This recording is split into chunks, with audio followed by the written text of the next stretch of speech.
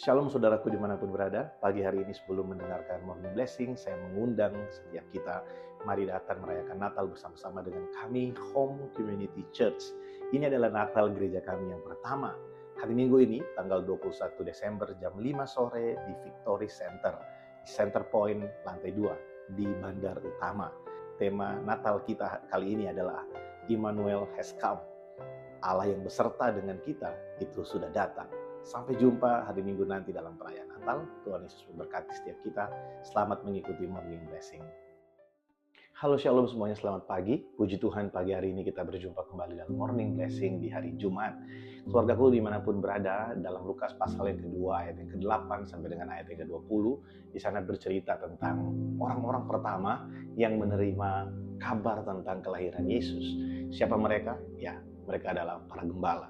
Para gembala pada masa itu bukanlah pekerjaan yang disukai oleh banyak orang. Pekerjaan yang dipikir pekerjaan yang kurang terpandang, ya, pekerjaan rendahan pada saat itu. Namun kepada mereka lah malaikat-malaikat datang dan memberitakan bahwa telah lahir bagimu yaitu Kristus di kota Daud. Dia akan membawa keselamatan untuk semua bangsa. Keluargaku, Yesus diberitakan kepada orang-orang yang mungkin tidak diperhitungkan oleh masyarakat. Orang-orang yang mungkin dianggap pekerjaannya adalah pekerjaan yang bukan pekerjaan yang mewah, bukan pekerjaan yang menghasilkan banyak uang, banyak hal gitu ya. Itu membuat kita hari ini harusnya mengerti bahwa Yesus itu adalah Tuhan bukan hanya untuk kalangan-kalangan atas, bukan hanya untuk kalangan-kalangan tertentu.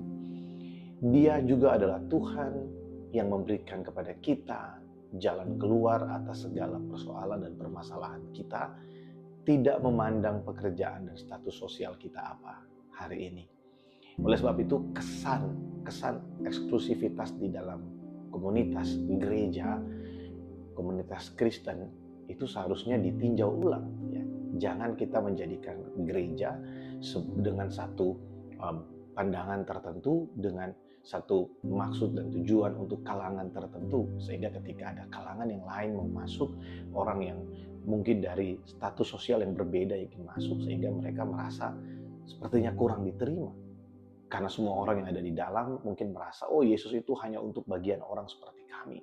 Seperti misalnya ahli Taurat dan orang Farisi. Mereka merasa bahwa karena Yesus dekat dengan orang-orang berdosa, mereka merasa, ini bukan orang yang segolongan dengan kami. Ini nggak layak berada bersama-sama dengan kami. Tidak layak berbicara tentang kebenaran. Karena dia tidak serohani kami, tidak melakukan apa yang kami lakukan, yang rohani, yang agamawi yang kami lakukan. Tapi firman Tuhan datang kepada para gembala untuk memberitahu kita bahwa hari ini mungkin kita adalah orang-orang yang dikucilkan, orang-orang yang tidak dianggap, orang-orang sepertinya yang ingin disingkirkan dari tempat di mana kita ada hari ini. Orang-orang yang tidak disukai. Pekerjaan kita bukanlah pekerjaan yang diingini oleh banyak orang. Tapi jangan berkecil hati, keluargaku, karena Injil datang bagi kita. Ada kabar baik bagi kita. Kabar keselamatan itu datang kepada setiap kita. Bukan hanya orang-orang yang bekerja secara profesional, tapi dia juga datang untuk ibu rumah tangga. Dia juga datang untuk kita mungkin yang datang ke Malaysia ini, kita bekerja untuk pekerjaan kasar. Yesus juga datang bagi setiap kita. Dan kabar baik yang sama, yang diterima oleh para rasul, yang diterima oleh ahli Taurat, yang diterima oleh pemungut cukai, oleh para nelayan, juga diterima oleh para gembala, oleh orang-orang yang berdosa.